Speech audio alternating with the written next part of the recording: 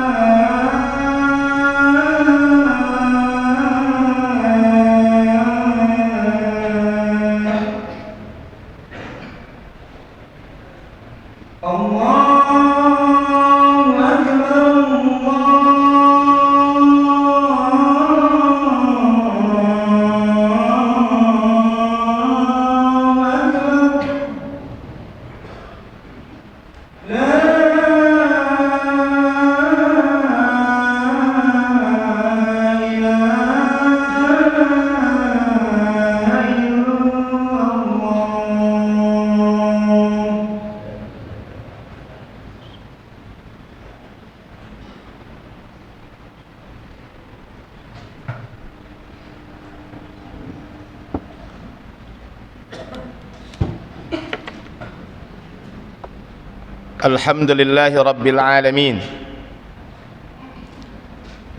Alhamdulillahilladzi faddala bani Adam bil ilmi wal iman.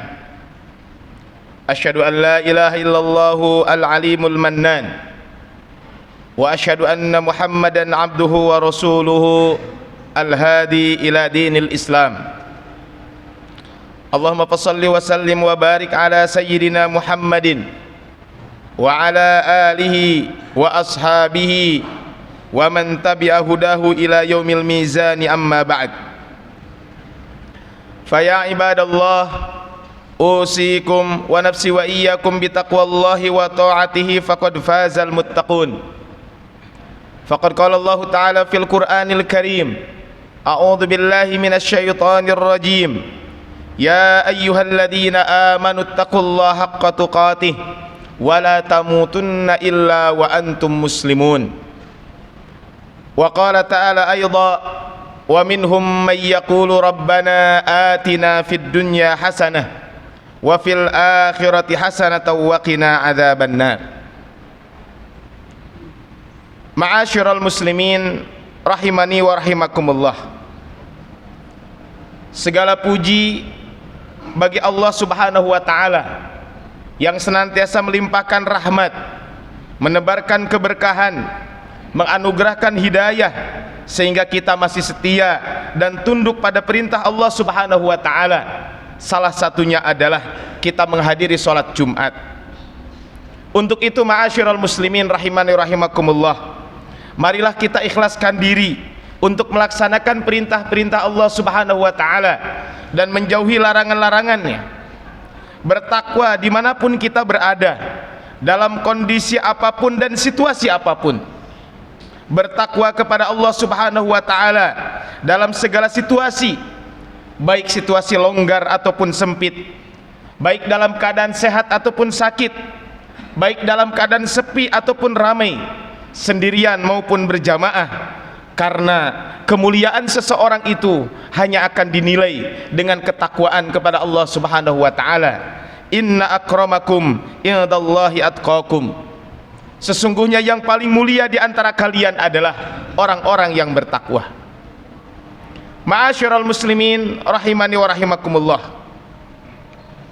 Di zaman ini harta merupakan salah satu hal yang sangat penting dalam keberlangsungan hidup manusia. Tidak dapat dipungkiri bahwa dalam rangka mewujudkan kesejahteraan, mewujudkan kemakmuran dan kemajuan, tidak bisa dilakukan kecuali melibatkan uang atau harta. Yang menjadi pertanyaan buat kita semuanya adalah bagaimana caranya kita mengelola dan bagaimana metodenya kita mengelola harta atas apa harta yang Allah anugerahkan kepada kita semuanya, supaya harta tersebut berada dalam keridhaan Allah Subhanahu wa taala, supaya harta yang Allah berikan kepada kita, Allah ridho kepada kita semuanya. Di dalam Al-Quran banyak Allah Subhanahu wa taala menyebutkan kisah, dan dengan kisah-kisah tersebut kita bisa mengambil ibrah, bisa mengambil pelajaran. Di antaranya bahkan ada namanya satu surat ke-28, namanya adalah surat Al-Qasas, yang mana di dalam surat itu disebutkan berbagai macam kisah yang bisa kita ambil pelajaran yang sangat berharga, yang bisa kita jadikan panduan dalam meluruskan arah dan tujuan kehidupan kita. Di dalam surat Al-Qasas ada sebuah kisah tentang umat Nabi Musa alaihissalatu wassalam, yang Allah berikan harta yang begitu banyak, harta yang melimpah luah, kekayaan yang fantastis. Orang yang diberikan harta tersebut bernama Qarun. Di dalam surat Al-Qasas di ayat ke-76 Allah Subhanahu wa taala berfirman, Inna Qaruna kana min qaumi Musa. Sesungguhnya Qarun itu adalah termasuk kaumnya Nabi Musa. Fabagha alaihim, maka dia berlaku aniaya kepada mereka. Wa atainahu minal kunuzi, dan kami telah menganugerahkan kepadanya perbendaharaan harta. Ma inna mafatihahu latanu bil usbati ulil quwwah. Saking banyaknya harta tersebut, maka harta itu adalah diberi harta yang banyak itu, perbendaharaan harta yang banyak itu, kunci-kuncinya saja sungguh berat dipikul oleh orang-orang yang kuat di masa itu. Kemudian idh qala lahu qaumuh, ketika itu Qarun diingatkan, kaumnya berkata kepada Qarun, la tafrah, wahai Qarun, janganlah kamu berlaku sewenang-wenang, janganlah kamu sombong, janganlah kamu bangga dengan harta yang kau miliki. Innallaha la yuhibbul farihin, karena sesungguhnya Allah Subhanahu wa taala tidak suka kepada orang-orang yang membanggakan diri. Ma'asyiral muslimin rahimani wa rahimakumullah. Di sela-sela Allah mengingatkan, Allah menceritakan tentang kisah Qarun dengan harta yang berlimpah tadi, maka Allah Subhanahu wa taala memberikan perintah bagaimana tata cara pengelolaan harta yang benar, agar harta yang Allah anugerahkan kepada kita semuanya dapat menghadirkan keberkahan, dapat menghadirkan kebahagiaan. Tidak seperti Qarun yang sombong, Qarun yang membanggakan hartanya, namun akhirnya Allah binasakan, akhirnya Allah tenggelamkan ke dalam bumi bersama hartanya. Di ayat ke-77 di dalam surat Al-Qasas, Allah mengingatkan kita, wabtaghi fima atakallahu ad-darul akhirah, dan carilah apa yang telah dianugerahkan Allah kepadamu dalam rangka menggapai kebahagiaan akhirat. Wala tansa nasibaka minad dunya, dan janganlah kamu melupakan bagianmu dari kenikmatan kehidupan dunia. Wa ahsin kama ahsanallahu ilaik, dan berbuat baiklah kepada orang lain sebagaimana Allah telah berbuat baik kepadamu. Wala tabghil fasada fil ard, dan janganlah kamu berbuat kerusakan di muka bumi.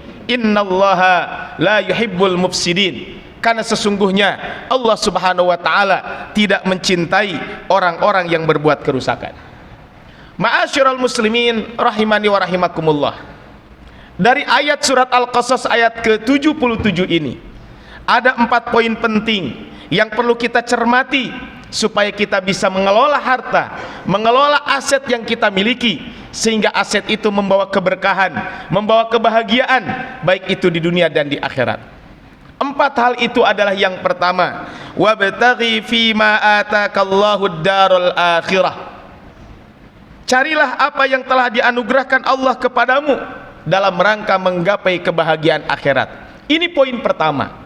Poinnya adalah harta yang Allah berikan kepada kita, orientasikan harta itu agar bernilai positif dalam kehidupan akhirat.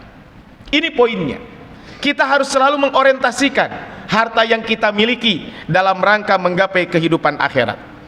Ketika Allah Subhanahu wa taala melimpahkan harta, karunia, nikmat yang demikian banyak, Allah memberikan anugerah harta, keluarga, tetangga, teman, kita bisa bekerja, keterampilan, pengetahuan, kesehatan dan kesempatan. Maka hendaklah kita berikhtiar maksimal agar mampu ridho menerima dengan apa yang Allah berikan kepada kita, menerima dengan penuh kesyukuran sebelum kita mengharap ridho Allah Subhanahu wa taala. Maka ketika Allah memberikan nikmat kepada kita, poin pertama adalah kita ridho atas apa yang Allah berikan kepada kita semuanya. Dengan ridho itulah maka kemudian kita bisa bersyukur kepada nikmat yang telah Allah berikan kepada kita semuanya. Makanya sahabat Umar ibn Khattab radhiyallahu anhu, beliau ini selalu mengucapkan alhamdulillah kondisi apapun. Ketika diuji oleh Allah Subhanahu wa taala, maka Umar mengatakan alhamdulillahi ala kulli hal. Segala puji bagi Allah atas segala sesuatu. Ketika ditanya, wahai sahabat Umar ibn Khattab, kenapa engkau mengucapkan alhamdulillah? Kata beliau, yang pertama, alhamdulillah ujian saya masih urusan dunia, bukan urusan agama. Karena ujian agama itu lebih berat dibanding ujian dunia. Yang kedua, kata beliau, alhamdulillah Allah masih memberikan nikmat, ternyata banyak ujiannya lebih berat daripada saya. Yang ketiga, kata Umar ibn Khattab, saya masih mengucapkan alhamdulillah karena Allah memberikan kesempatan kepada saya untuk bersabar. Dan yang keempat, dengan sabar itulah Allah menganugerahkan pahala kepada saya. Itu kata Umar ibn Khattab, alhamdulillahi ala kulli hal. Maka apapun yang Allah berikan kepada kita, rizki kita baik itu dalam bentuk harta, teman, kerja, kesempatan, kesehatan dan lain sebagainya, pertama adalah kita ridho, setelah itu kita mensyukuri nikmat yang Allah berikan. Sungguh Allah telah membagikan rizki dan karunia-Nya kepada manusia dengan penuh keadilan. Masing-masing orang mendapatkan jatahnya yang berbeda dengan orang lain. Semua Allah berikan sesuai dengan pengetahuan Allah, sesuai dengan kebijaksanaan Allah. Maka yakinlah apa yang Allah berikan kepada kita semuanya itu adalah porsi yang tepat, porsi yang sesuai, yang sangat tepat untuk kita. Tidak perlu iri dan dengki karena beranggapan orang lain mendapatkan harta yang banyak, orang lain mendapatkan kenikmatan lebih, padahal belum tentu. Semuanya adalah prasangka. Bisa jadi kita melihat orang lain, enak orang tersebut, enak si bapak itu dan lain sebagainya, padahal mungkin juga dia juga berprasangka, enak ya jika menjadi kamu, dan seterusnya. Makanya kaum muslimin rahimakumullah, maka itulah yang harus kita lakukan. Maka setelah itu Allah berjanji akan memberikan rizki kepada seluruh makhluknya. Wa ma min dabbatin fil ardi illa 'alallahi rizquha. Tidak ada satu binatang melata pun di muka bumi ini kecuali Allah akan memberikan rizkinya. Oleh karena itu tugas kita adalah sebagai hamba Allah subhanahu wa ta'ala mensyukuri nikmat yang Allah berikan kepada kita semuanya. Dengan nikmat yang Allah berikan, wabtaghi fima atakallahu darul akhirah, jadikanlah rizki yang Allah berikan kepada kita kesempatan, menjadikan kesempatan kita untuk bertakarrub kepada Allah. Gunakan untuk hal-hal positif, gunakan supaya kita lebih dekat dengan Allah subhanahu wa ta'ala. Karena itulah diantara cara mensyukuri nikmat Allah adalah dengan nikmat itu kita semakin dekat dengan Allah subhanahu wa ta'ala. Ad-dunya mazra'atul akhirah, dunia itu adalah tempat bercocok tanam untuk menuju kehidupan akhirat. Sehingga rizki, harta yang Allah berikan, jadikanlah itu sebagai bentuk syukur kita kepada Allah dengan meningkatkan ibadah kepada Allah subhanahu wa ta'ala. Ma'asyiral muslimin rahimani wa rahimakumullah. Yang kedua, Allah subhanahu wa ta'ala mengatakan, wala tansa nasibaka minad dunya, dan janganlah kamu melupakan bahagianmu dari kenikmatan dunia. Tadi di poin pertama, orientasi harta kita digunakan untuk mencapai kebahagiaan akhirat. Maka yang kedua Allah mengingatkan, dan jangan lupa kebahagiaanmu, jangan melupakan kebahagiaanmu kaitan dengan kenikmatan dunia. Kalau kita lihat ayat ini menjelaskan kepada kita semuanya, kita dibolehkan merasakan, menikmati bagian kita dalam kehidupan dunia. Allah memberikan kesempatan kepada kita untuk menikmati indah dan nikmatnya dunia ini, tentu dengan batas-batas yang diperbolehkan. Allah menciptakan segala yang ada di muka bumi ini untuk menunjang sukses misi kita sebagai manusia, khalifatullahi fil ard, sebagai makhluk yang diberikan tugas untuk mengatur, mengelola, merawat dan mempergunakan alam dan isinya untuk kemaslahatan hidup manusia.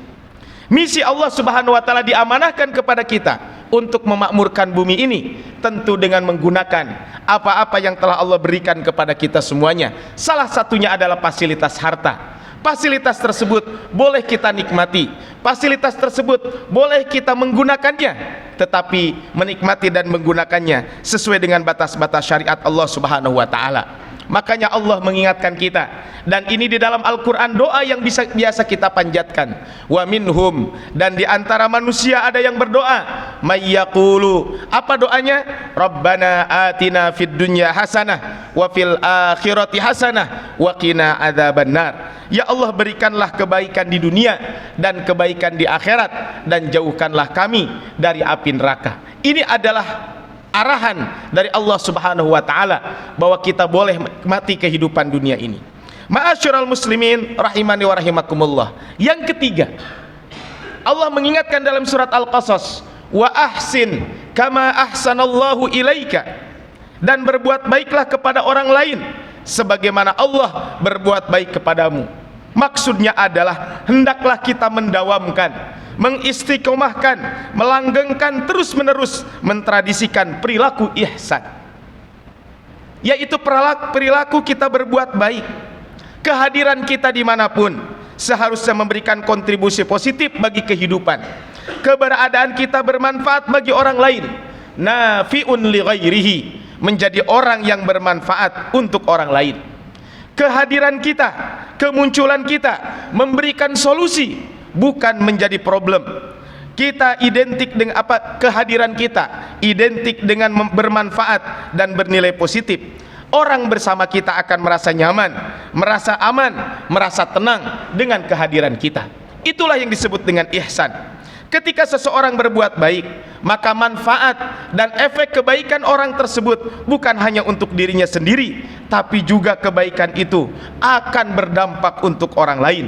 Begitu juga keburukan yang dia lakukan akan berdampak untuk orang lain, bukan hanya untuk diri sendiri. In ahsantum ahsantum li anfusikum wa in asatum falaha. Jika kamu berbuat baik, berarti kamu berbuat baik untuk dirimu sendiri, dan jika kamu berbuat jahat, maka kejahatan itu akan kembali kepada diri sendiri. Rasul sallallahu alaihi wasallam ketika itu beliau mendapatkan didatangi oleh malaikat Jibril, maka malaikat Jibril bertanya tentang 3 hal. Kata malaikat Jibril, apa yang dimaksud dengan iman? Apa yang dimaksud dengan Islam? Apa yang dimaksud dengan ihsan?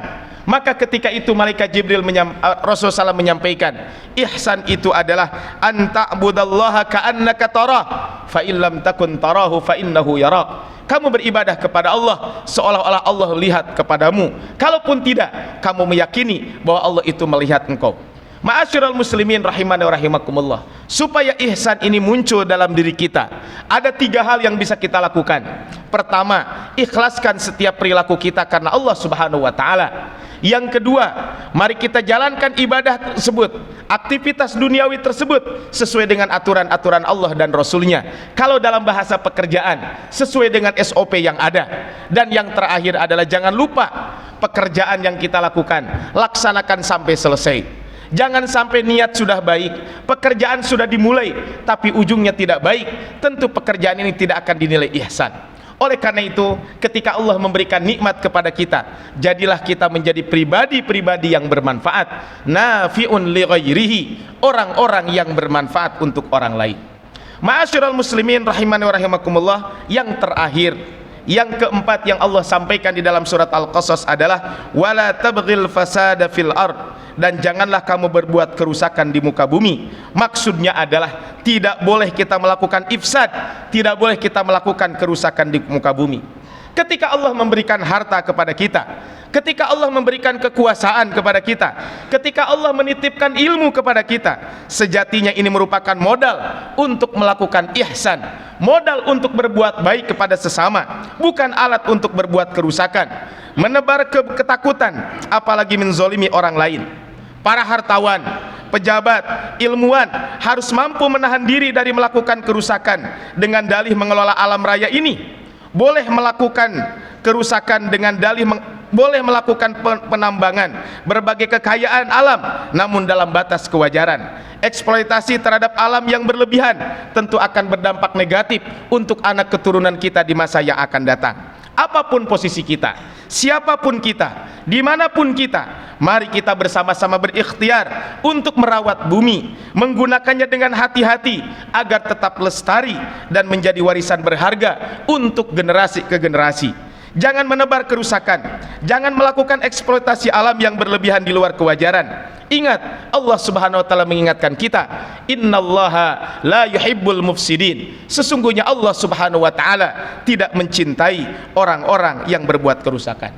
Ma'asyiral muslimin rahimani wa rahimakumullah, semoga Allah Subhanahu wa taala melimpahkan rahmah, hidayah dan bimbingan untuk kita semuanya, sehingga kita semuanya mampu mengelola harta yang Allah amanahkan kepada kita. Harta yang Allah amanahkan kepada kita, kita orientasikan untuk tujuan meraih kebahagiaan di kampung akhirat. Namun kita tetap senantiasa berbahagia dengan menikmati anugerah Allah yang kita terima ini dalam kehidupan dunia. Harta yang dititipkan Allah kepada kita, kita gunakan sebagai modal untuk berbuat baik kepada diri kita dan berbuat baik kepada sesama. Jangan melakukan tindakan yang mengarah pada perusakan terhadap alam dan lingkungan. Kita memohon kepada Allah Subhanahu wa taala agar Allah Subhanahu wa taala memberikan kebahagiaan, memberikan kebaikan, memberikan al-hasanah, kebaikan kita di dunia dan di akhirat. Semoga Allah Subhanahu wa taala menganugerahkan kepada kita surga Allah Subhanahu wa taala dan dijauhkan dari api neraka. Barakallahu li wa lakum fil Qur'anil azim wa nafani wa iyyakum bima fihi minal ayati wa dzikril hakim. Aqulu qouli hadza wa astaghfirullah li wa lakum wa lisairil muslimina fastaghfiruh innahu huwal ghafurur rahim.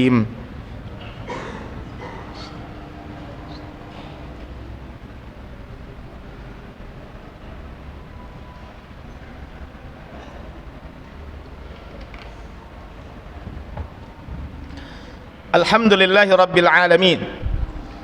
Alhamdulillahi hamdan katsiran kama amar. Asyhadu an la ilaha illallah wahdahu la syarikalah irghaman liman jahada wa kafar. Wa asyhadu anna Muhammadan abduhu wa rasuluh وحبيبه وخليله سيد الإنس والبشر. فيا عباد الله اتقوا الله وذروا الفواحش ما ظهر منها وما بطن وحافظوا على الطاعة وحضور الجمعة والجماعة. فقد قال الله تعالى في محكم تنزيله: يا أيها الذين آمنوا اتقوا الله حق تقاته ولا تموتن إلا وأنتم مسلمون. واعلموا أن الله أمركم بأمر بدأ فيه بنفسه وثنى بملائكته المسبحة بقدسه. فقال الله تعالى: ولم يزل قائلا عليما: إن الله وملائكته يصلون على النبي يا أيها الذين آمنوا صلوا عليه وسلموا تسليما. اللهم صل على محمد وعلى آل محمد كما صليت على إبراهيم وعلى آل إبراهيم في العالمين إنك حميد مجيد. وارض اللهم عن الخلفاء الراشدين أبي بكر وعمر وعثمان وعلي وعن الصحابة أجمعين وأنا معهم بمنك وكرمك يا أكرم الأكرمين. اللهم اغفر للمسلمين والمسلمات والمؤمنين والمؤمنات الأحياء منهم والأموات إنك سميع قريب مجيب الدعوات ويا قاضي الحاجات. ربنا اغفر لنا ولوالدينا وارحمهم كما ربونا صغارا. ربنا اغفر لنا ولإخواننا الذين سبقونا بالإيمان ولا تجعل في قلوبنا غلا للذين آمنوا ربنا إنك رؤوف رحيم. اللهم عليك باليهود الظالمين والصهاينة الغاصبين، اللهم أحصهم عددا واقتلهم بددا ولا تغادر منهم أحدا. اللهم يا مسبب الأسباب ويا هازم الأحزاب إنا نسألك أن تنصر أهل فلسطين على من عاداهم. اللهم سدد رميهم ووحد صفهم وثبت الأرض تحت أقدامهم. اللهم إنا نعوذ بك من البرص والجنون والجذام وسيء الأسقام. اللهم إنا نسألك العفو والعافية والمعافاة الدائمة في ديننا ودنيانا وأهلنا ومالنا. ربنا هب لنا من أزواجنا وذرياتنا قرة أعين واجعلنا للمتقين إماما. اللهم إنا نسألك علما نافعا وقلبا خاشعا وعملا متقبلا ورزقا حلالا طيبا. اللهم أدم نعمة الأمن والاستقرار في بلادنا إندونيسيا خاصة وفي سائر بلدان المسلمين عامة يا أرحم الراحمين. اللهم من أرادنا وأراد بلادنا إندونيسيا خاصة وأراد بلاد المسلمين بسوء فأشغله في نفسه واجعل كيده في نحره يا حي يا قيوم برحمتك يا أرحم الراحمين. اللهم ول علينا خيارنا ولا تول علينا شرارنا ولا تسلط علينا بذنوبنا من لا يخاف بك وارحمنا. ربنا آتنا في الدنيا حسنة وفي الآخرة حسنة وقنا عذاب النار. وصل اللهم على سيدنا محمد وعلى آله وصحبه وسلم. سبحان ربك رب العزة عما يصفون وسلام على المرسلين والحمد لله رب العالمين. عباد الله إن الله يأمر بالعدل والإحسان وإيتاء ذي القربى وينهى عن الفحشاء والمنكر والبغي يعظكم لعلكم تذكرون ولذكر الله أكبر والله يعلم ما تصنعون وأقم الصلاة.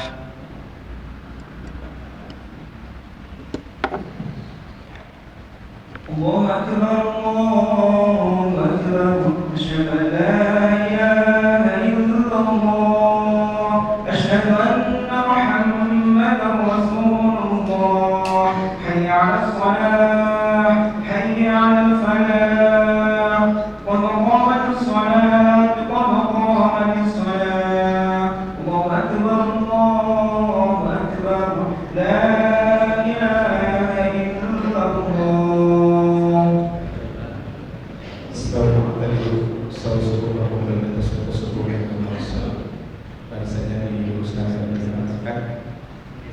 Mohon dibantu ada yang kosong diisi berpilih.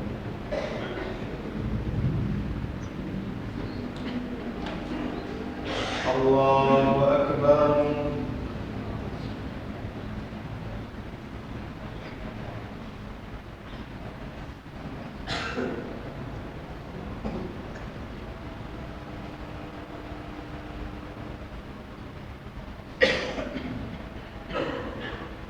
Bismillahirrahmanirrahim.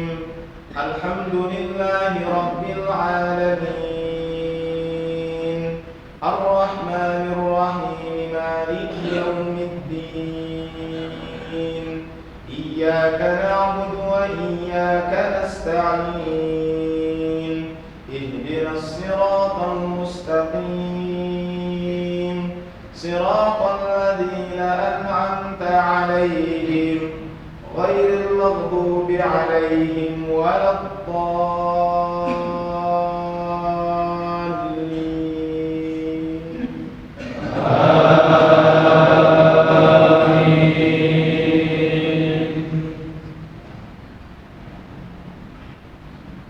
فإذا قضيتم مناسككم فاذكروا الله كذكركم آباءكم أو أشد ذكرا فمن الناس من يقول ربنا آتنا في الدنيا وما له في الآخرة من خلاق ومنهم من يقول ربنا آتنا في الدنيا حسنة وفي الآخرة حسنة وقنا عذاب النار أولئك لهم نصيب مما كسبوا والله سريع الحساب الله أكبر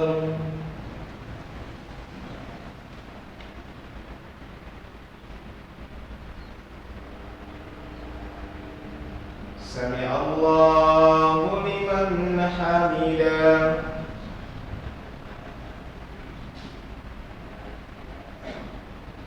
الله أكبر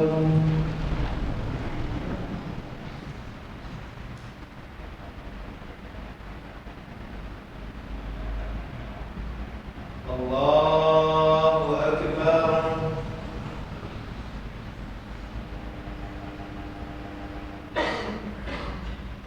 الله أكبر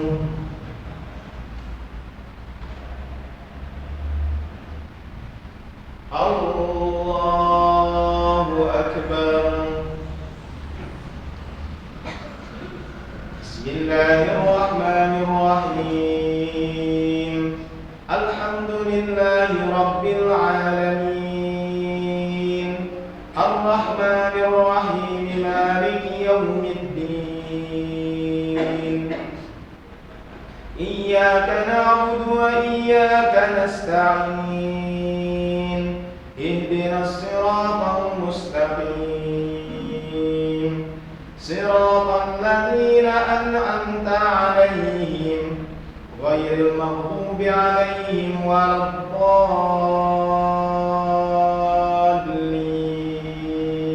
الضالين آمين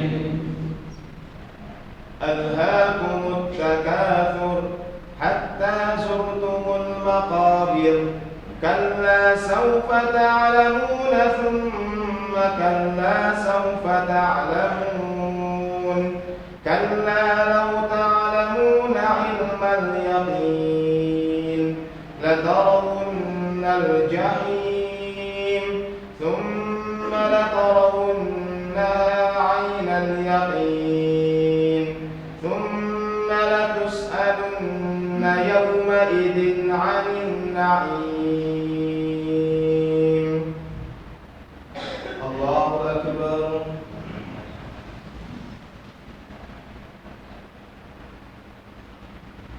سمع الله لمن حمده الله أكبر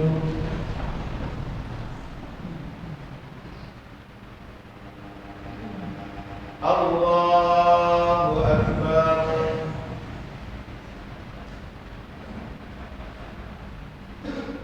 الله أكبر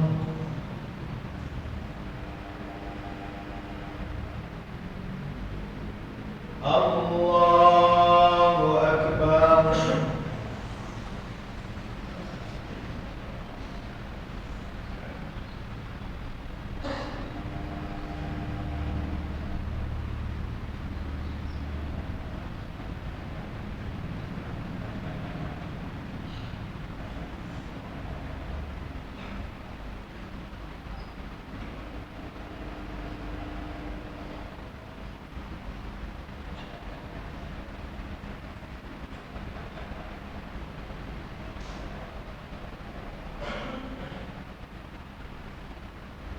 السلام